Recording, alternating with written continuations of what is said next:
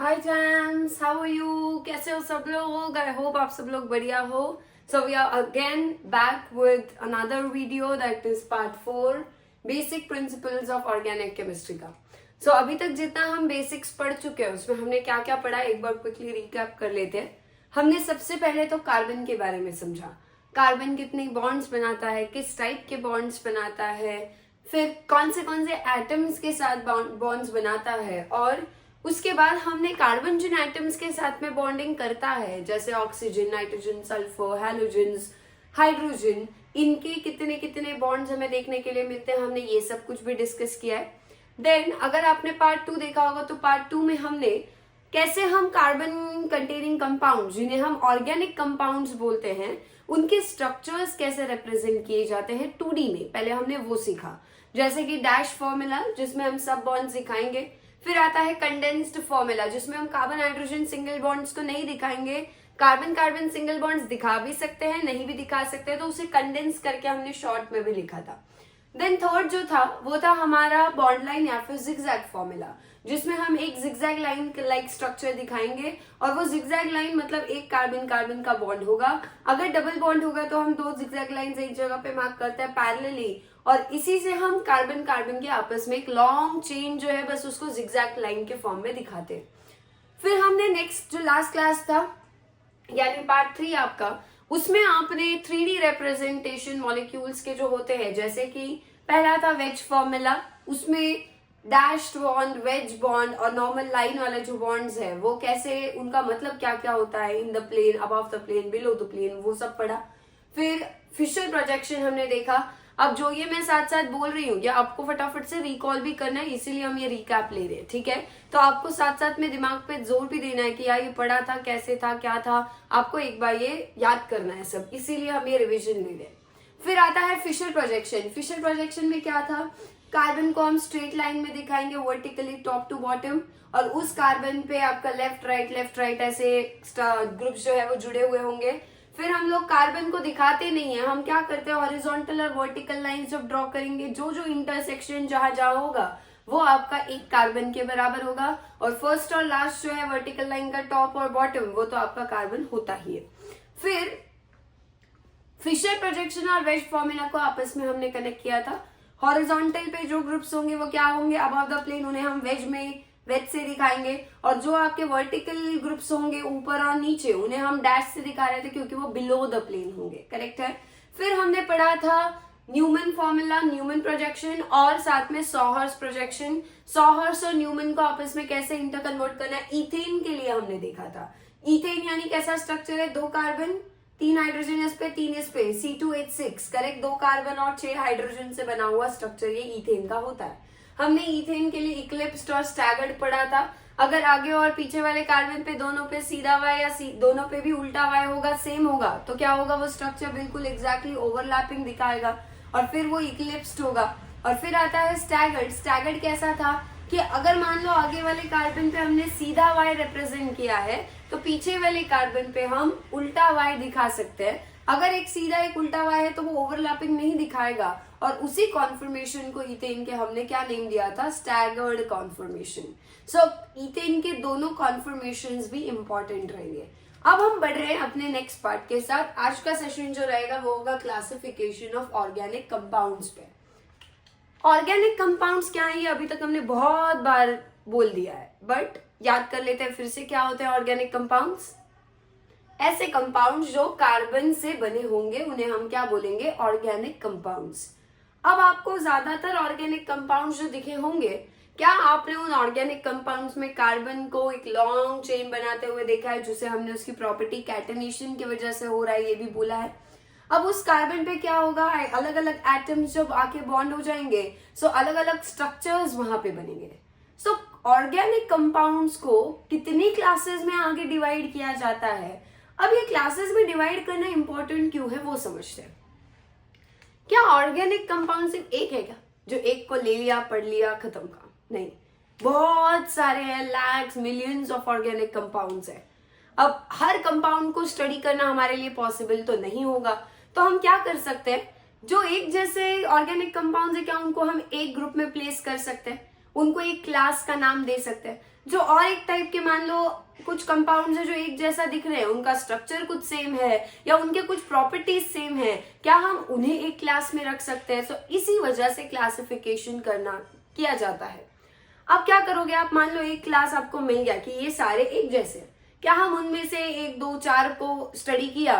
क्या हम बाकियों के प्रॉपर्टीज थोड़े बहुत प्रेडिक्ट कर पाएंगे उसके बेसिस पे? थोड़ा बहुत एक्सेप्शंस हो सकते हैं, बट क्या हम प्रेडिक्ट कर सकते हैं, प्रेडिक्शन लगा सकते हैं? बिल्कुल। ये क्यों पॉसिबल है? क्योंकि वो आपस में सिमिलैरिटी शो करेंगे। तो अगर आपको हर कंपाउंड को जाके स्टडी नहीं करना है, क्या ऑप्शन है हमारे पास? हम एक क्लास ऑफ ऑर्गेनिक कंपाउंड्स को स्टडी करेंगे। इसीलिए क्लासिफिकेशन करना इंपॉर्टेंट रहेगा। सो अब हम ऑर्गेनिक कंपाउंड्स को जब क्लासिफाई करते हैं तो 2 तरीकों से किया जाता है।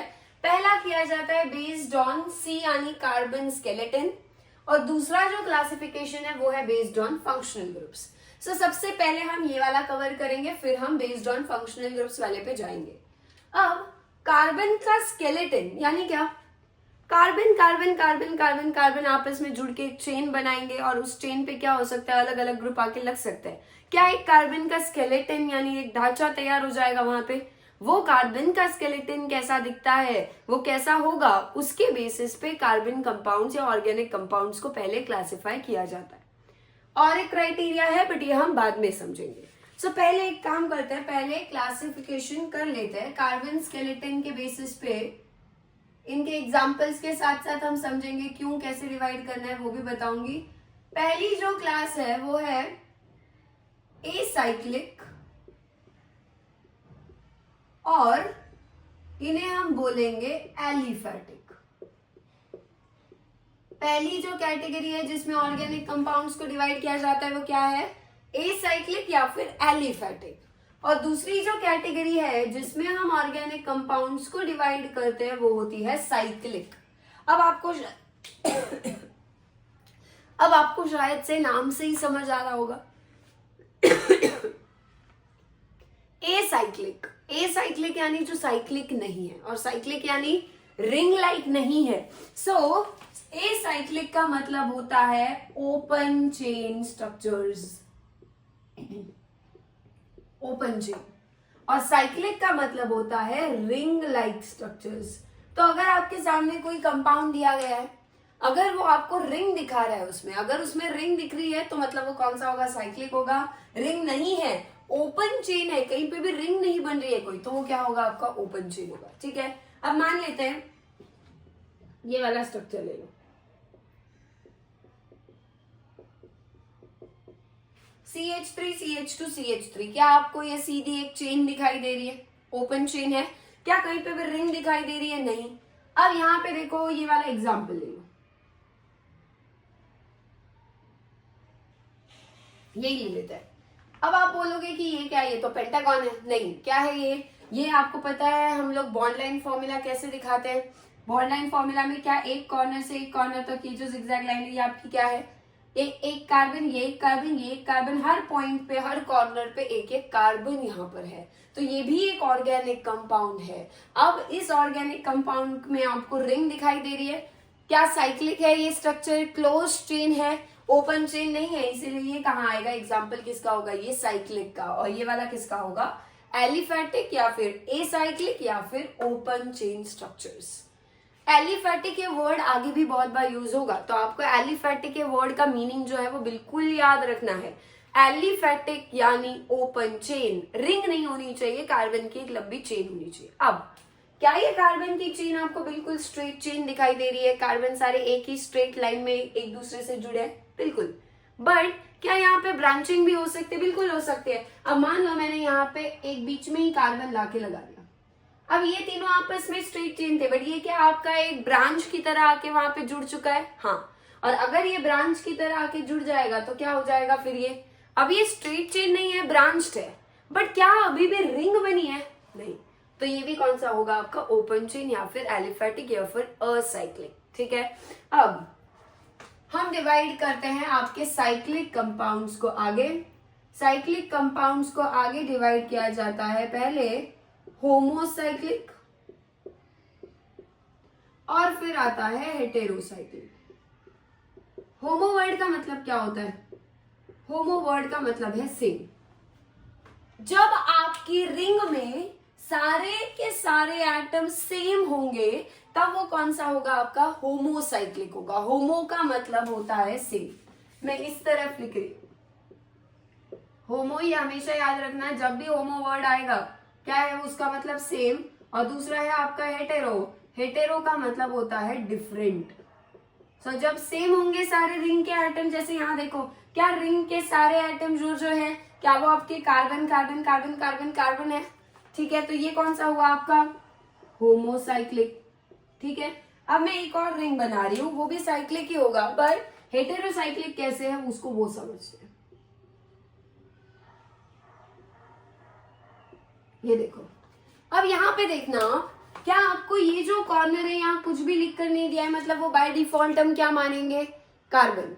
बट क्या आपको रिंग के बीच में एक नाइट्रोजन यहाँ पे दिखाई दे रहा है, और जैसे ही यहाँ पे नाइट्रोजन आ गया, क्या वहां पे 5 कॉर्नर पे 5 कार्बन बट एक नाइट्रोजन भी है रिंग का मेंबर। सो एक मेंबर अलग हो गया। डिफरेंट एटम्स जब रिंग में आ जाएंगे तब हम इसे बोलेंगे हेटेरोसाइक्लिक। तो ये एग्जाम्पल किसका है, आपका हेटेरोसाइक्लिक का। होमोसाइक्लिक एक तरफ क्या है आपके हेटेरोसाइक्लिक। पहले हम साइक्लिक वालों को कवर करते हैं, ठीक है। अब होमोसाइक्लिक में देखो, अब एक बात बताओ, आप पढ़ किसको रहे हो, ऑर्गेनिक कंपाउंड यानी जो कार्बन से बने हैं। तो जो भी होमोसाइक्लिक कंपाउंड होगा क्या वो कंपलसरी कार्बन से ही बना होगा। तो अगर वो होमोसाइक्लिक है मतलब सारे के सारे आइटम सेम, और वो ऑर्गेनिक कंपाउंड है मतलब क्या सारे के सारे यहाँ कार्बन ही होने चाहिए रिंग में। कार्बन को छोड़ के नाइट्रोजन आ गया, हेटेरो में चला गया। अगर सारे होमोसाइक्लिक में कार्बन एटम्स ही होंगे तो वो आपका कंपाउंड क्या होगा, कार्बोसाइक्लिक। उसे हम कार्बोसाइक्लिक भी बोलेंगे। तो होमोसाइक्लिक कंपाउंड्स को कार्बोसाइक्लिक भी कहा जाता है, और उसके पीछे रीजन क्या है, कार्बोसाइक्लिक यानी ऐसा साइक्लिक कंपाउंड जो सिर्फ और सिर्फ कार्बन से बना है। जिस रिंग का पार्ट जो है, इस रिंग में जो आ रहे हैं, जो रिंग बना रहे हैं, वो कौन होने चाहिए, कार्बन।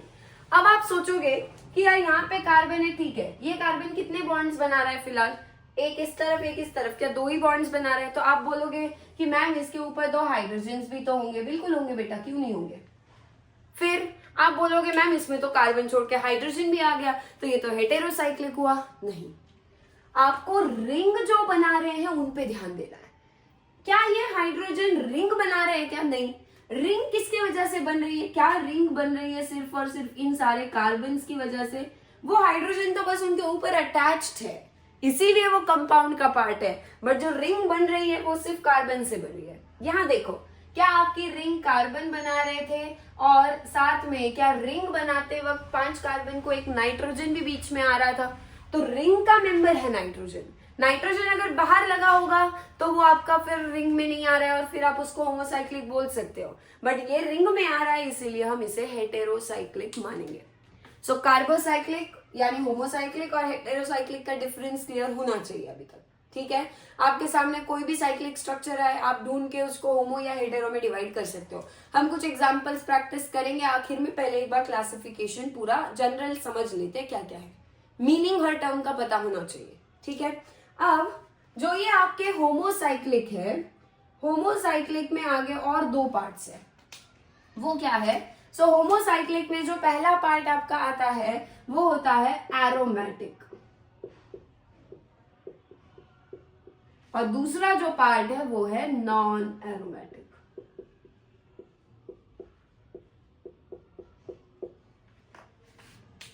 होमोसाइक्लिक को आगे कितने में डिवाइड किया है, एरोमेटिक और नॉन एरोमेटिक। वैसे इसको भी डिवाइड कर ही लेते हैं। हेटेरोसाइक्लिक को आगे कितने पार्ट्स में डिवाइड किया है, इसे भी 2 में किया है। पहला होगा आपका हेटेरोसाइक्लिक एरोमेटिक, हेटेरोसाइक्लिक एरोमेटिक, और दूसरा होगा हेटेरोसाइक्लिक नॉन एरोमेटिक। अब आप बोलोगे यार ये एरोमेटिक वर्ड क्या है, करेक्ट। हर जगह देखो, होमोसाइक्लिक को भी एरोमेटिक, नॉन एरोमेटिक, हेटेरोसाइक्लिक को भी heterocyclic, aromatic, heterocyclic, non aromatic कहा है। क्या आपको सिर्फ एरोमेटिक नॉन एरोमेटिक क्या है वो पता चल गया, तो आप होमो और हेटेरो तो पहले ही पहचान चुके हो, जैसे यहाँ पे। अब आपको एरोमेटिक क्या होता है वो पता चल गया, तो आपका क्लियर हो जाएगा, ठीक है। अब एरोमेटिक नॉन एरोमेटिक जो भी हमने किया, एक तरफ वो होमोसाइक्लिक के अंडर, एक तरफ वो हेटेरोसाइक्लिक के अंडर आ रहा है, बट आ तो वो साइक्लिक के अंडर ही रहा है क्या? हाँ, और अगर वो साइक्लिक के अंडर ही आ रहा है मतलब सारे एरोमेटिक कंपाउंड्स हमेशा क्या होने चाहिए? साइक्लिक होने चाहिए। सो एरोमेटिक कंपाउंड्स की पहली पहचान मैं इधर लिख रही हूं, एरोमेटिक कंपाउंड्स की पहली पहचान जो है वो है कि कंपाउंड या फिर वो स्ट्रक्चर साइक्लिक होना चाहिए, यानी रिंग होनी चाहिए। अगर आपके सामने पहली अगर कोई भी नॉन साइक्लिक या फिर असाइक्लिक या फिर एलिफेटिक स्ट्रक्चर आता है तो वो कभी एरोमेटिक हो ही नहीं सकता, और इसीलिए यहाँ पे हमने एरोमेटिक नॉन एरोमेटिक नहीं बनाया, हमने यहाँ पे बनाया। ठीक, पहला क्राइटेरिया याद रहेगा साइक्लिक। दूसरा, ये स्ट्रक्चर प्लेनार होना चाहिए। अब प्लेनर यानी क्या कि जितने भी रिंग के मेंबर्स हैं वो सारे के सारे एटम एक प्लेन में होने चाहिए, और एक प्लेन में होने के लिए ये जो क्राइटेरिया है ये आपको इन डिटेल हम फिर से पढ़ेंगे, बट कार्बन जो है वो sp2 हाइब्रिडाइज्ड होना चाहिए। अगर आपका कार्बन sp2 हाइब्रिडाइज्ड होगा तो ही वो स्ट्रक्चर आपका, सारे कार्बन जो है वो सारे sp2 हाइब्रिडाइज्ड होंगे तो ही वो स्ट्रक्चर जो है वो प्लेनर होता है। अब प्लेनारिटी चेक करने के लिए आपको हाइब्रिडाइजेशन आना चाहिए। अब कार्बन का हाइब्रिडाइजेशन कैसे फाइंड करना है वो सब मैं आपको बताऊंगी, धीरे धीरे हम आगे पढ़ेंगे। जब हम एल्केन्स एल्कीन्स वगैरह समझेंगे आपको अपने आप हाइब्रिडाइजेशन पता चल जाएगा। अभी आपको कैसे एरोमेटिक पहचानना है बिना इस पॉइंट पे ध्यान दिए वो मैं बताती हूँ, ठीक है। अब तीसरा जो क्राइटेरिया है जो सबसे इंपॉर्टेंट है वो है स्ट्रक्चर कॉन्जुगेटेड होना चाहिए, और कॉन्जुगेटेड के बाद इसमें 4n+2 पाई इलेक्ट्रॉन्स होने चाहिए। कॉन्जुगेटेड का मतलब क्या है? हम कॉन्जुगेशन, रेजोनेंस ये सब आगे पढ़ने वाले हैं। अभी के लिए आपको कॉन्जुगेशन कैसे याद रखना है वो नोट कर लो। कॉन्जुगेशन के लिए आप क्या चेक करोगे कि कार्बन कार्बन डबल बॉन्ड और carbon carbon single bond alternate आने चाहिए। क्या होना चाहिए? डबल बॉन्ड फिर सिंगल बॉन्ड फिर डबल बॉन्ड फिर सिंगल बॉन्ड। जब ऐसा आपको स्ट्रक्चर देखने के लिए मिलेगा तो यूजुअली वहां पर रेजोनेंस चलता है, और रेजोनेंस में क्या होता है कि पाई वाले जो इलेक्ट्रॉन्स होते हैं वो आगे आगे शिफ्ट होते रहते हैं, वो घूमते रहते हैं फ्रीली। ये कैसे होता है वो सब समझेंगे, अभी उतना दिमाग पे जोर मत देना। अभी के लिए कॉन्जुगेटेड जो है इसका मतलब क्या समझना है आपको कि alternate carbon double bond single bond आना चाहिए। और आखिरी क्या है, fourth point, 4n+2 pi electrons होने चाहिए। अब पाई इलेक्ट्रॉन समझने से पहले आपको क्या समझना होगा? क्या आपको पाई बॉन्ड्स क्या होते हैं वो पता होना चाहिए। पाई बॉन्ड्स में जो इलेक्ट्रॉन्स होते हैं उन्हें हम पाई इलेक्ट्रॉन्स बोलते हैं। अभी के लिए आप उन सब चीजों पे ध्यान मत दो, अभी मैं जो आपको सिर्फ बोल रही हूँ ना वो इतना याद रखो। अगर हमने यहाँ पे n0 रखा तो क्या आएगा? 4 0 0 +2 कितना हुआ? 2। तो एक तो पहला ऑप्शन है कि यहाँ पे 2 पाई इलेक्ट्रॉन्स होने चाहिए, ठीक है। n की वैल्यू 1 रख दो, क्या आएगा? 4 1 4 +2 6 पाई इलेक्ट्रॉन्स आ जाएंगे। 2 रखोगे n की वैल्यू तो 4 2 8 +2 10 पाई इलेक्ट्रॉन्स। क्या आप ऐसे ही 3 रखोगे तो 14 पाई इलेक्ट्रॉन्स, 4 रखोगे तो 18 पाई इलेक्ट्रॉन्स। क्या 4 से बढ़ता जाएगा? 2 पाई इलेक्ट्रॉन्स, 6 पाई इलेक्ट्रॉन्स, 10 14 18 22 इतने पाई इलेक्ट्रॉन्स होने पे स्ट्रक्चर हम एरोमेटिक कंसीडर करते हैं। इतने सारे पॉइंट्स लगा के एरोमेटिक पहचानना है, बट आपको सिंपल तरीके से मैं हिंट दूंगी कैसे अभी के लिए आपको वो आइडेंटिफाई करना है। आगे आगे जैसे आप ऑर्गेनिक और समझोगे आपको अपने आप पता चल जाएगा ये कैसे पहचानना है, ये मैं बताऊंगी, बट अभी के लिए आपको मैं सिंपल एग्जाम्पल से बताती हूँ, ठीक है। अब मान लेते हैं ये दो स्ट्रक्चर आपके सामने, ये दोनों कैसे है? साइक्लिक है, ठीक है। एक होमोसाइक्लिक है, एक हेटेरोसाइक्लिक है, ठीक है। इधर भी एरोमेटिक आता है, नॉन एरोमेटिक, इधर भी एरोमेटिक नॉन एरोमेटिक, सही है। तो इन दोनों को देखते हैं एरोमेटिक है या नॉन एरोमेटिक है। डन। ये होमोसाइक्लिक वाला है, होमोसाइक्लिक पे देखते हैं ये एरोमेटिक है या नॉन एरोमेटिक है, कैसे वहां तक पहुंचना है। क्या सारे कार्बन है? बिल्कुल है। पहला, क्या ये साइक्लिक है? साइक्लिक है। प्लेनार है क्या?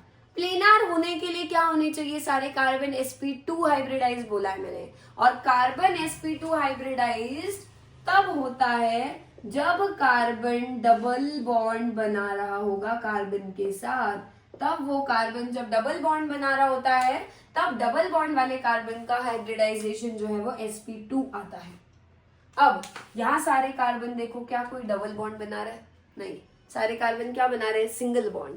और जब कार्बन सिंगल बॉन्ड बनाता है, क्या हमने लास्ट टाइम वेज फॉर्मूला में पढ़ा था, एक ग्रुप ऊपर आ रहा होगा, एक ग्रुप नीचे जा रहा होगा, दो ग्रुप इन द प्लेन होंगे। जब कार्बन सारे बॉन्ड सिंगल बनाता है, हमने तब का वेज फॉर्मूला ड्रॉ किया था, जहां पे दो ग्रुप कार्बन के प्लेन में थे, वो 3 तो हो गए प्लेन में, बट एक ग्रुप ऊपर एक ग्रुप नीचे थे, क्या सारे प्लेनार? नहीं। सो जब कार्बन सारे सिंगल बॉन्ड बनाते हैं, सिंगल बॉन्ड बनाने वाले कार्बन प्लेनार नहीं, उनकी ज्योमेट्री टेट्राहेड्रल होती है, जो हमने वेज फॉर्मूला में देखी थी। तो ये प्लेनार नहीं है। अगर ये प्लेनार ही नहीं है तो आगे के पॉइंट्स देखने की बात ही नहीं आएगी, और वो क्या हो जाएगा स्ट्रक्चर आपका? Non aromatic. सो ये जो है ये होमोसाइक्लिक था, होमोसाइक्लिक में, पर ये एरोमेटिक नहीं था। ये कैसा था? नॉन एरोमेटिक था। मैं आपको एरोमेटिक के भी एग्जांपल्स दूंगी। अब इसको देखते हैं, ये कैसा है? हेटेरोसाइक्लिक। पर क्या हेटेरोसाइक्लिक में भी वो एरोमेटिक है? नॉन एरोमेटिक देखना होगा, तो देख लेते हैं। क्या आपको कार्बन कार्बन कार्बन, देखो हर कार्बन एक एक डबल बॉन्ड बना ही रहा है? बिल्कुल। नाइट्रोजन भी डबल बॉन्ड बना रहा है। सारे यहाँ पे कैसे होंगे? आपके sp2 हाइब्रिडाइज्ड होंगे, और इसी वजह से ये जो स्ट्रक्चर है ये कैसा होगा? प्लेनार। और प्लेनार है, साइक्लिक है, अब कॉन्जुगेटेड है। क्या देखो, कॉन्जुगेशन के लिए क्या बोला था मैंने? Alternate, double single, double single, double single bond होने चाहिए। डबल बॉन्ड फिर single bond, double bond single bond, double bond single bond है बराबर, कॉन्जुगेटेड भी है। पाई इलेक्ट्रॉन्स कितने हैं वो काउंट करते हैं। अब पाई इलेक्ट्रॉन कैसे पहचानना है वो भी समझ ही लो। चलो, जब जब डबल बॉन्ड होता है ना, ये डबल बॉन्ड है मान लो किसी भी ए और बी के बीच में, ठीक है? कार्बन के लिए स्पेशली हम बात करेंगे। अगर मान लो यहाँ पे एक कार्बन है फॉर एग्जाम्पल, ठीक है? अब कार्बन जब डबल बॉन्ड बनाता है तो उसमें से एक बॉन्ड हमेशा सिग्मा होता है, इसमें फर्क क्या है वो आगे पढ़ने वाले हैं, और एक बॉन्ड हमेशा क्या होता है? आपका पाई बॉन्ड होता है। एक कोवेलेंट बॉन्ड कितने इलेक्ट्रॉन से बनता है बताओ? क्या 2 इलेक्ट्रॉन से? तो ये जो सिग्मा बॉन्ड होगा इसमें 2 इलेक्ट्रॉन होंगे, एक कार्बन का एक एसबी का। दूसरा जो पाई बॉन्ड होगा उसमें भी 2 इलेक्ट्रॉन्स होंगे, एक कार्बन का और एक बी का। कितने पाई इलेक्ट्रॉन्स दिख रहे हैं आपको एक पाई बॉन्ड के अंदर? क्या 2 पाई इलेक्ट्रॉन्स है? और पाई बॉन्ड कब काउंट करोगे? जब डबल बॉन्ड होगा, उनमें से एक सिग्मा एक पाई होगा। अब मान लो कार्बन है और वो सिंगल ही बॉन्ड बना रहा है। अगर कार्बन सिर्फ सिंगल बॉन्ड बनाता है तब वो हमेशा सिग्मा होता है, वहां पे पाई का कोई चांस ही नहीं है। यहाँ पे पाई बॉन्ड था ही नहीं, क्योंकि डबल बॉन्ड ही नहीं था। डबल बॉन्ड नहीं था तो ये सारे बॉन्ड कैसे थे? ये भी सिग्मा था, sigma sigma sigma sigma. In fact ये जो हाइड्रोजन के साथ है ये भी सिंगल सिंगल है, ये भी कैसे है? सिग्मा है।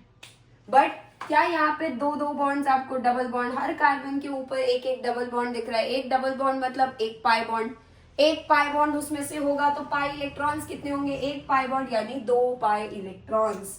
एक पाई बॉन्ड मतलब 2 पाई इलेक्ट्रॉन्स, ठीक? अब देखो, एक कितने पाई बॉन्ड से गिनो? एक पाई बॉन्ड इस डबल बॉन्ड में से, एक इसमें से 2 और एक इसमें से 3, टोटल पाई बॉन्ड्स हो गए 3, और 3 पाई बॉन्ड यानी कितने पाई इलेक्ट्रॉन्स होंगे? 3 2 6 पाई इलेक्ट्रॉन्स आते हैं। क्या देखो यहाँ पे अगला जो रूल है इसे हम हकल्स रूल बोलते हैं। ये हकल ने दिया था रूल, और इनके अकॉर्डिंग अगर आपके स्ट्रक्चर में 2 या 6 या 10 या 14 या 18 या 22 इलेक्ट्रॉन्स होंगे पाई वाले, तो वो स्ट्रक्चर एरोमेटिक होता है। सो क्या यहाँ पे 6 पाई इलेक्ट्रॉन्स में बोल सकती हूँ? क्योंकि यहाँ पे 3 पाई बॉन्ड्स हैं, और 6 पाई इलेक्ट्रॉन्स के चलते क्या होगा यहाँ पर?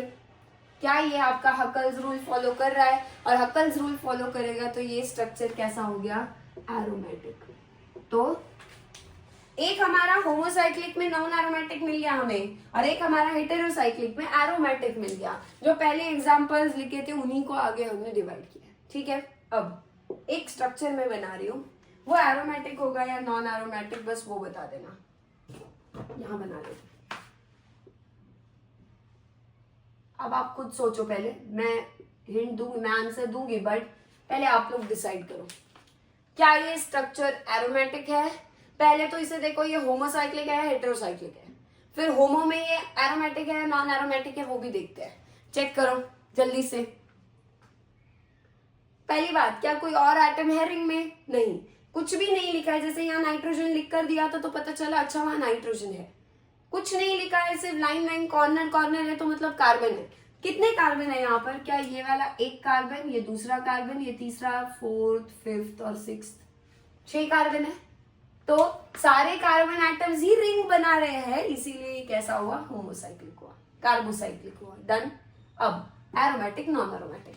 एरोमेटिक का पहला क्राइटेरिया याद करो, साइक्लिक। साइक्लिक है क्या? बिल्कुल है। दूसरा प्लेनार। प्लेनार होने के लिए कार्बन क्या होना चाहिए? sp2 hybridised. sp2 मतलब उसने डबल बॉन्ड, एक तो कम से कम डबल बॉन्ड होना चाहिए। क्या कार्बन कार्बन डबल बॉन्ड बनाता है तो sp2 हाइब्रिडाइज्ड होता है। क्या ये दो कार्बन, ये वाले दो ले लो, ये दो कार्बन आपस में डबल बॉन्ड बना रहे हैं, यस, यानी ये दोनों कैसे हुए? sp2 hybridise. ये दोनों आपस में डबल बॉन्ड बना रहे हैं, दोनों कैसे हुए? sp2 hybridise. ये दोनों आपस में डबल बॉन्ड बना रहे हैं, ये भी कैसे हुए? sp2 hybridise. सारे कार्बन sp2 हाइब्रिडाइज्ड है और sp2 यानी प्लेनर। खत्म। अब कॉन्जुगेटेड है क्या? कॉन्जुगेशन के लिए क्या क्राइटेरिया मैंने आपको बोला है? ऑल्टरनेट, डबल सिंगल बॉन्ड, एक ही डायरेक्शन में चेक करना। ठीक है, यहां से शुरू करो। Single bond, double bond, single bond, double bond, single bond, फिर डबल बॉन्ड। क्या ऑल्टरनेट बराबर डबल सिंगल है? कॉन्जुगेटेड भी है। पाई इलेक्ट्रॉन्स अब आप काउंट करो, अभी मैंने समझाया था, देखते हैं सही आते हैं क्या। निकालो आप भी, फिर मैं आंसर देती हूँ कितना होगा। कितने होंगे चेक करो। कैसे चेक करना है? हिंट, जहां जहां दो बॉन्ड्स है उन दो बॉन्ड्स में से एक सिग्मा एक पाई। कितने दो बॉन्ड्स है? देखो यहाँ पे भी दो बॉन्ड, यहाँ भी दो बॉन्ड, यहाँ भी दो बॉन्ड। क्या इन दो बॉन्ड्स में से आपका एक सिग्मा एक पाई, फिर एक सिग्मा, फिर एक पाई, फिर एक सिग्मा, फिर एक पाई, तो पाई बॉन्ड कितने हुए बेटा? जितने डबल बॉन्ड उतने ही पाई बॉन्ड्स, क्योंकि उसमें से एक तो सिग्मा होगा, छोड़ दो।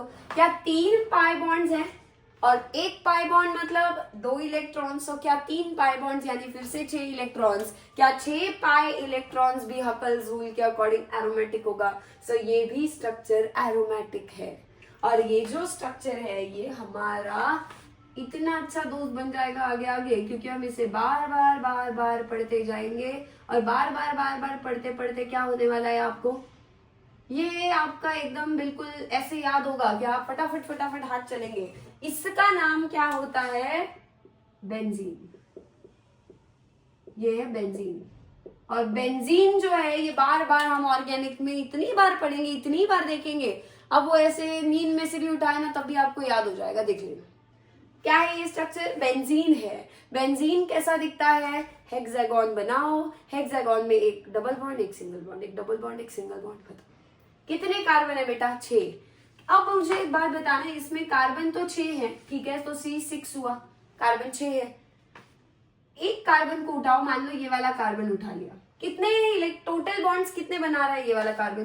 क्या इस तरफ 2 और इस तरफ 1, टोटल 3 बॉन्ड्स बना रहा है। सारे कार्बन जब आप देखोगे, आपने स्ट्रक्चर ड्रॉ किया होगा, वहां पे हर कार्बन के लिए काउंट कर लो, वहां पे आपको टोटल 1 बॉन्ड इस तरफ, 2 बॉन्ड इस तरफ, यानी टोटल 3 बॉन्ड्स तो दिख रहे होंगे। और 3 बॉन्ड्स मतलब 1 बॉन्ड अभी भी बाकी है, और वो किसके साथ होगा? ऑब्वियस सी बात है, वो किसके साथ होगा? हाइड्रोजन के साथ। तो क्या हर कार्बन पे एक एक हाइड्रोजन होगा? अब कंडेंस्ड फॉर्मूला में हम क्या करते हैं? हम हाइड्रोजन नहीं दिखाते हैं। तो मैंने जो पहले स्ट्रक्चर बनाया था जिसमें हाइड्रोजन नहीं दिखाए थे, वो इसीलिए क्योंकि वो कंडेंस्ड फॉर्मूला था। अब आप हाइड्रोजन दिखा भी दोगे तो जब काउंट करोगे हर कार्बन पे एक एक हाइड्रोजन होगा, तो क्या हाइड्रोजन भी 6, कार्बन भी 6, क्या बेंजीन का फॉर्मूला C6H6 आ जाएगा? सो ये आपका बेंजीन है। बेंजीन याद रखना बहुत स्पेशल है। ये बेंजीन क्या है? C6H6, 6 कार्बन 6 हाइड्रोजन, कॉन्जुगेटेड है, प्लेनार है, साइक्लिक है, 6 पाई इलेक्ट्रॉन्स है, इसीलिए एरोमेटिक है। और इसीलिए बेंजीन को आप कहाँ रखोगे? एरोमेटिक में। और कैसे थे? होमोसाइक्लिक था, तो ये होमोसाइक्लिक और एरोमेटिक के अंडर आता है। डन। अब एरोमेटिक को आगे 2 पार्ट्स में डिवाइड किया है, वो क्या है वो आपको शायद से आप गेस भी कर लो जब मैं नाम लिखूं। पहला है बेंजीनॉइड और दूसरा है आपका पार्ट नॉन बेंजीनॉइड।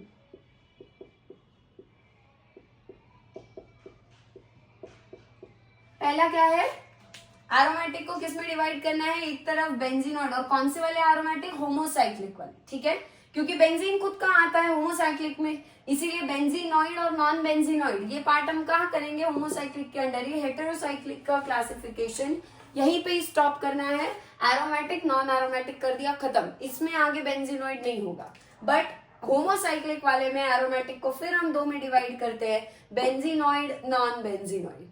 अब बेंजीन रिंग जिस एरोमेटिक स्ट्रक्चर में होगी, जिस एरोमेटिक रिंग, एरोमेटिक आपने डिसाइड कर लिया मान लो, अगर वो एरोमेटिक जो भी स्ट्रक्चर आपके सामने है उसमें अगर आपको बेंजीन जैसे रिंग दिखने लगी, अगर बेंजीन जैसे रिंग दिखी तो वो बेंजीनॉइड होगा। अब कुछ स्ट्रक्चर्स ऐसे भी होंगे जो एरोमेटिक तो होंगे बट एरोमेटिक के सारे क्राइटेरिया फुलफिल करेंगे बट उनमें बेंजीन रिंग नहीं होगी, बेंजीन रिंग से अलग कुछ स्ट्रक्चर होगा, तब वो कैसा होगा आपका, नॉन बेंजीनॉइड होगा वो।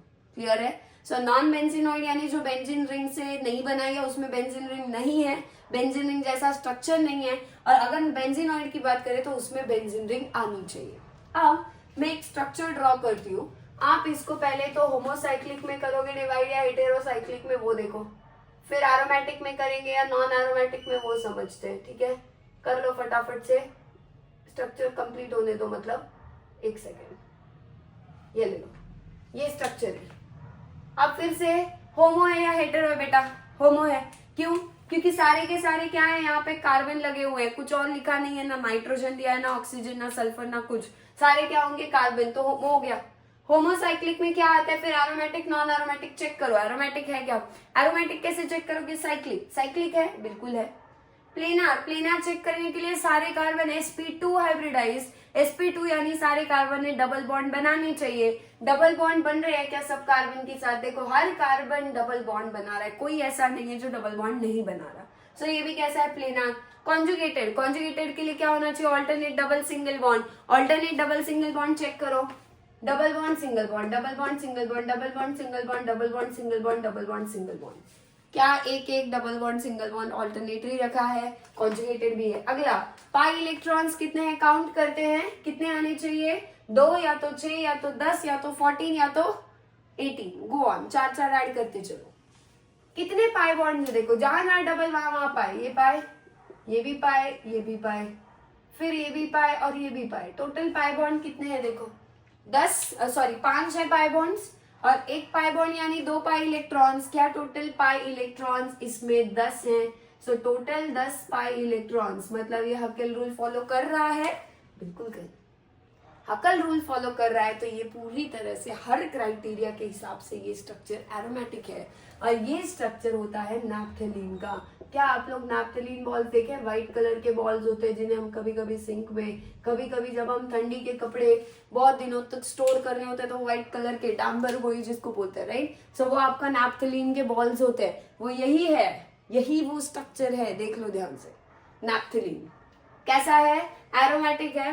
एरोमेटिक में आप क्या देखना है, देखो होमोसाइक्लिक हो गया, एरोमेटिक हो गया, बेंजीनॉइड नॉन बेंजीनॉइड भी तो तय करना है। चेक करो क्या आपको नैप्थेलीन में बेंजीन जैसी यही रिंग दिखाई दे रही है, कैसे, एक तरफ ये बेंजीन रिंग, ये भी एक तरफ से बेंजीन रिंग है, और बेंजीन रिंग बेंजीन रिंग अगर वहां पे है तो ये भी कैसा हुआ फिर, बेंजीनॉइड हुआ। और ये स्ट्रक्चर बेंजीनॉइड होने की वजह से हम उसको इधर रखेंगे। क्लियर है? और एक बनाते हैं, अब इसके लिए आप करना, ठीक है। आप क्या करोगे, मैंने एग्जांपल्स यहाँ वहां ड्रॉ किए हैं, बट आप क्या करने वाले हो, आप जिसका एग्जांपल जो मैं बता रही हूँ, जैसे ये बेंजीनॉइड का था नैप्थेलीन, तो उसके नीचे ही बनाना है।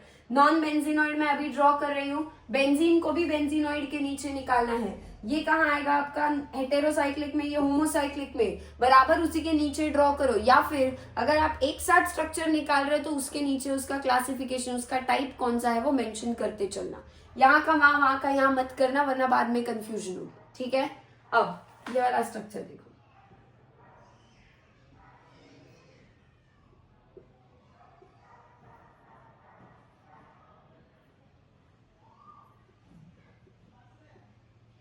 चलो इसको देखते हैं।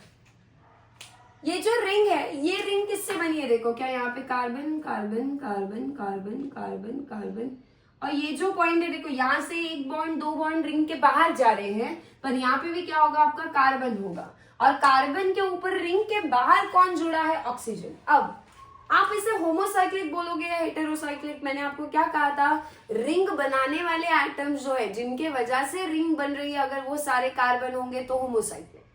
क्या ये ऑक्सीजन यहाँ दिख रहा है, हाँ। अब ऑक्सीजन को देखते ये मत बोलना कि वो हेटेरोसाइक्लिक हो गया। ऑक्सीजन रिंग का पार्ट है क्या, नहीं है। ऑक्सीजन रिंग के बाहर जुड़ा है तो ये आपका होमोसाइक्लिक ही होगा, क्योंकि सारे 7 एटम्स किसके हैं, कार्बन के ही।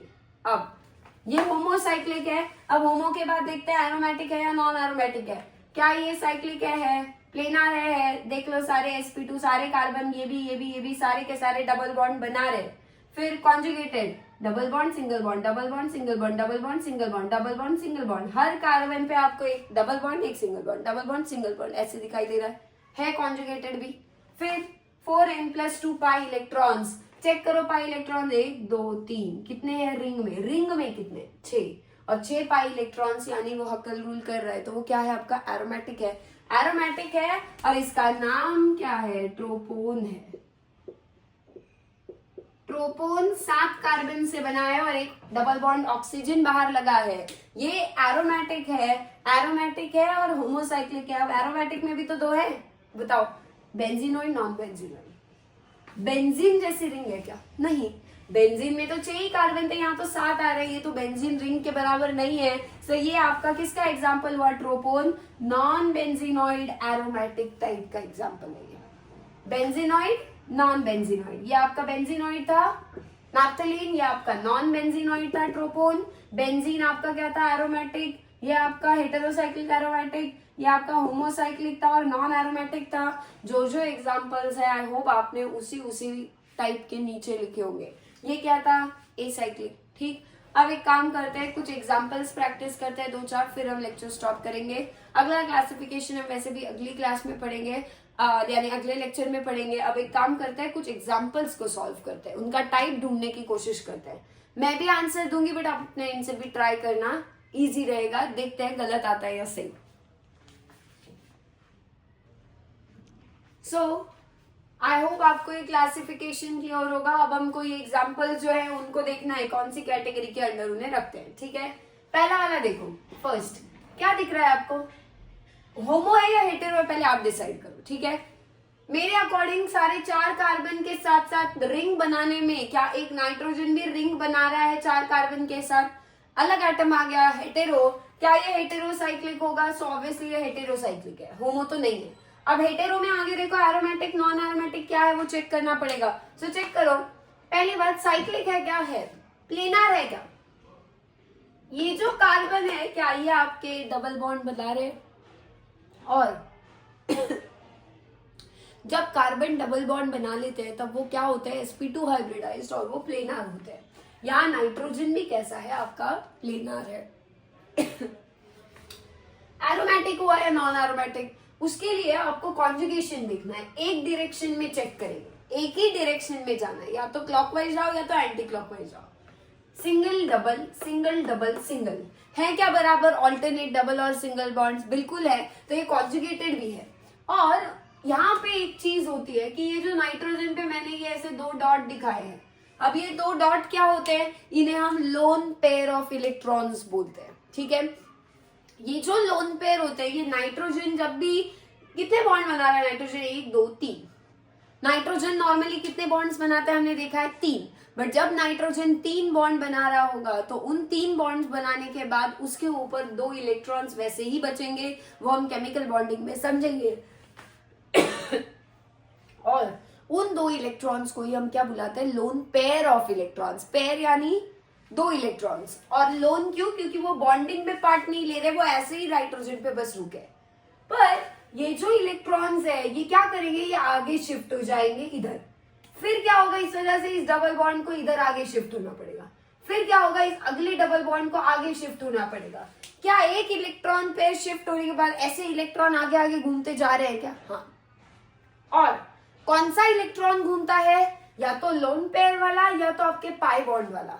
सिग्मा इलेक्ट्रॉन्स नहीं मूव करते। हमेशा याद रखना ये इलेक्ट्रॉन जो मूव हो रहे हैं वो कौन से हैं, आपके लोन पेयर जो था नाइट्रोजन पे वो है, ठीक। और साथ में यहां से जो इलेक्ट्रॉन जा रहे हैं वो इलेक्ट्रॉन कौन से बॉन्ड के जा रहे हैं, देखो डबल बॉन्ड में एक क्या होता है सिग्मा, एक क्या होता है पाई। सिग्मा वाले इलेक्ट्रॉन नहीं जाएंगे, सिग्मा में भी 2 इलेक्ट्रॉन्स है वो नहीं जाएंगे, पाई वाले इलेक्ट्रॉन्स ही जाएंगे। इसीलिए जब एरोमेटिसिटी चेक की जाती है तो पाई इलेक्ट्रॉन्स पे ही फोकस किया जाता है। क्या आपको इलेक्ट्रॉन एक जगह से दूसरी जगह, एक जगह से दूसरी जगह जाते हुए दिख रहे हैं? और ये क्यों हुआ बेटा? क्योंकि लोन पेयर भी था, डबल और सिंगल बॉन्ड ऑल्टरनेट थे इसलिए, और इसीलिए उसे हम कॉन्जुगेशन बोलते हैं।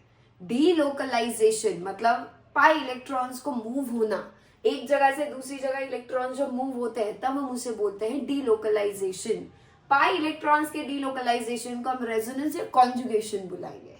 अगला क्या था, पाई इलेक्ट्रॉन्स या इलेक्ट्रॉन्स रेजोनेंस में कितने पार्ट ले रहे हैं वो चेक करना है टोटल, या तो 2 या तो 6 या तो 10 या तो 40 या तो 18 होने चाहिए एज पर हकल्स रूल। सो कितने हैं देखो, ये 2 पाई बॉन्ड वाले कितने इलेक्ट्रॉन्स आ गए, एक पाई बॉन्ड यानी 2 इलेक्ट्रॉन, 2 पाई बॉन्ड से आ जाएंगे 4 इलेक्ट्रॉन्स, 4 इलेक्ट्रॉन्स वो, और क्या नाइट्रोजन का एक जो लोन पेयर वाले 2 इलेक्ट्रॉन्स है वो भी पार्ट ले रहे हैं ना आप कॉन्जुगेशन में, उन्हें भी काउंट करेंगे।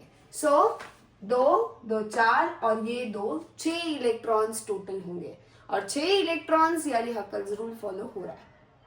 सो कॉन्जुगेशन था, प्लेनार था, साइक्लिक था, 6 पाई इलेक्ट्रॉन्स, हकल्स रूल भी फॉलो किया। सो ये कैसा है आपका एरोमेटिक। सो इसे मैं एरोमेटिक के यहाँ पे ड्रॉ कर देती हूँ, ये हो गया हमारा पहले वाला डन, NH, एक लोन पे इधर 2 पाई बॉन्ड्स, डन। दूसरा वाला देखो, ये क्या है आपका हेटेरोसाइक्लिक एरोमेटिक। दूसरा देखो साइक्लिक है होमो हेटेरो, होमोसाइक्लिक नहीं है, हेटेरो है क्योंकि एक ऑक्सीजन बीच में आ रहा है। सो ये हेटेरोसाइक्लिक होगा। एरोमेटिक होगा क्या? अरे पाई बॉन्ड ही नहीं है, पाई बॉन्ड ही नहीं है तो सवाल ही नहीं उठता, पाई इलेक्ट्रॉन्स है ही नहीं, 0 है, 0 पाई इलेक्ट्रॉन्स तो कहीं से भी हकल रूल नहीं है, और नहीं है तो मतलब वो साइक्लिक वो हकल रूल फॉलो नहीं कर रहा है, और इसीलिए वो एरोमेटिक नहीं है। वो जल्दी से हमको पता चल गया नॉन एरोमेटिक। देखो जब डबल बॉन्ड आपको स्ट्रक्चर में दिखे ना, डबल बॉन्ड यानी पाई बॉन्ड है, वहां पे पाई बॉन्ड, और पाई बॉन्ड होगा ना तभी चांस होगा एरोमेटिक का। अगर सारे सिग्मा है, अब देखो सारे सिंगल बॉन्ड है, सिंगल बॉन्ड यानी हमेशा सिग्मा बॉन्ड, तो क्या है आपका ये sigma, S for single, S for sigma, याद रखना। डबल हुआ, एक से ज्यादा बॉन्ड एक ही जगह पे हुआ तो पाई। सोचो ये कैसा है, क्या ये भी साइक्लिक है? होमो हेटेरो, हेटेरो क्योंकि नाइट्रोजन है बीच में, डबल बॉन्ड है ही नहीं, डबल बॉन्ड नहीं है तो ये भी कैसा हुआ नॉन एरोमेटिक। इसको भी नॉन एरोमेटिक के नीचे बना देते हैं, ठीक, डन। ये वाला देखो साइक्लिक है होमो हेटेरो, होमो है क्योंकि रिंग बनाने वाले सारे कार्बन है। होमो में एरोमेटिक या नॉन एरोमेटिक चेक करना है। सारे कार्बन डबल बॉन्ड बना रहे हैं कि नहीं बना रहे हैं?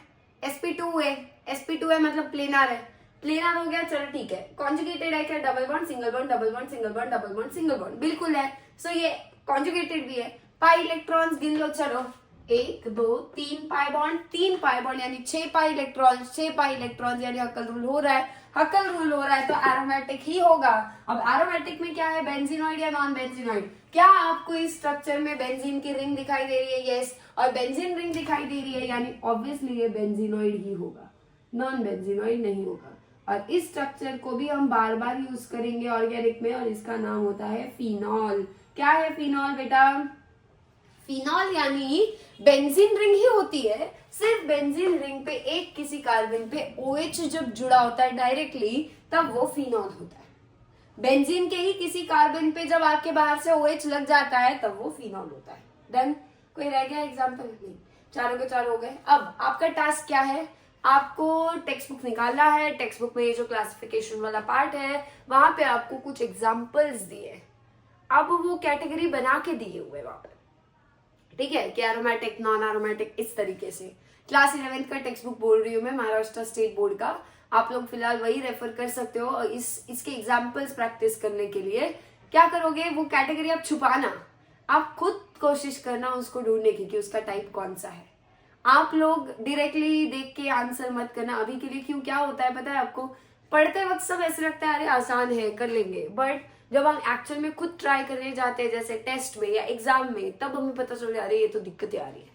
वो दिक्कतें आनी नहीं चाहिए। सो सबसे पहले अभी आपने एक बार लेक्चर अटेंड कर लिया, लेक्चर ध्यान से सुन लिया, नोट्स बना लिए होंगे। आई होप नोट्स नहीं बना रहे हो तो गलत बात है। ऑर्गेनिक में राइटिंग स्ट्रक्चर ड्रॉ करने की प्रैक्टिस बहुत होनी चाहिए। बिना स्ट्रक्चर बनाए, बिना लिखे ऑर्गेनिक की प्रैक्टिस कभी नहीं हो सकती। ठीक, सो वो प्रैक्टिस लिख लिख के करो। नोट्स बनाए होंगे, नोट्स पहले अच्छे से बैठ के ध्यान से पढ़ो, या फिर वीडियो फिर से प्ले करो, थोड़ा स्पीड बढ़ा के देख रहा, बट एक बार फिर रिवाइज करो पूरा, 2 बार 3 बार। पहला अटेंड किया, दूसरा रिवीजन लिख लिया, तीसरा रिवीजन फिर से वीडियो देखा थोड़ा फास्ट फॉरवर्ड में, 3 रिवीजन से आपको याद रहना शुरू हो जाएगा। अब इसके बाद क्या करोगे, फिर वो एग्जाम्पल्स को उठाओ और उन एग्जाम्पल्स को देख के what you have to do is वो एग्जाम्पल्स लेने हैं एंड आप खुद उनको क्लासिफाई करने की कोशिश करो। एलिफेटिक है या साइक्लिक है, होमो है या हेटेरो है, होमो में एरोमेटिक है या नॉन एरोमेटिक है, हेटेरो में एरोमेटिक है या नॉन एरोमेटिक है, और उसके बाद होमो में एरोमेटिक है भी तो वो बेंजीनॉइड है या नॉन बेंजीनॉइड है। आपका बेसिकली यही है मेजर क्लासिफिकेशन जो हमने यहाँ पे दिया है। क्लियर है सबको? सो इस तरीके से आपको क्या करना है, आपको बहुत सारी प्रैक्टिस करनी है बिफोर वॉचिंग नेक्स्ट लेक्चर। हमेशा याद रखना, आपको अगर परफेक्ट बनना है किसी भी चीज में, you need to practice. Practice makes man perfect, ये हमें पता है, बट ये हम लोग जब अप्लाई करने की बारी आती है ना तो बहुत बार भूल जाते हैं। हम लिख लिख के प्रैक्टिस नहीं करते हैं। अब जहां लिखने की जरूरत नहीं होगी ना, मैं आपको खुद बोलूंगी कि ये लिखना मत, बट ऑर्गेनिक में बिल्कुल होती है, क्योंकि स्ट्रक्चर बनाते वक्त ऐसे तो बेंजीन देखो मैंने बनाया बड़ा आसान लगा, हाय हाय क्या दिख रहा है स्ट्रक्चर, बट आप जब खुद ड्रॉ करने जाओगे ना, अरे कैसे था, वो जोर पड़ेगा दिमाग पे। वो क्यों? क्योंकि प्रैक्टिस नहीं की है। सो प्रैक्टिस धीरे धीरे करो, लिखते लिखते सब कुछ नोट्स बनाओ अच्छे से प्रॉपर, और फिर देखना आपको ऑब्वियसली 100% श्योर हूं मैं कि आपको उसकी हेल्प बोर्ड एग्जाम्स में भी मिलेगी। अभी से ही जितने लिख लिख के प्रैक्टिस करोगे उतना आपकी बोर्ड्स में गलतियां होने के चांसेस कम होंगे, हाथ आपका फटाफट चलेगा। वरना बहुत टाइम लगेगा लिखने के लिए, सोच सोच के लिखना पड़ेगा। स्ट्रक्चर 4 बार बनाओगे, सोचोगे अरे गलत है, हटाओगे, ये गलती होनी नहीं चाहिए। ठीक है, सो बोर्ड्स के हिसाब से भी writing is must, practising is must. Organic के लिए specially you have to write in try everything, you have to draw the structures in C. सिर्फ देखने से it will seem to be very easy. Is that clear? So इसी note पे हम यहीं पे स्टॉप करते हैं। नेक्स्ट पार्ट में हम अपना ऑर्गेनिक का जो अगला क्लासिफिकेशन है ऑर्गेनिक कंपाउंड्स का बेस्ड ऑन फंक्शनल ग्रुप्स, उस वीडियो के साथ आएंगे, बट तब तक ये कंप्लीट कर लेना और अच्छे से दिमाग में रेडी रखना। सो मिलते हैं जल्दी नेक्स्ट वीडियो में, तब तक के लिए सबको हैप्पी लर्निंग।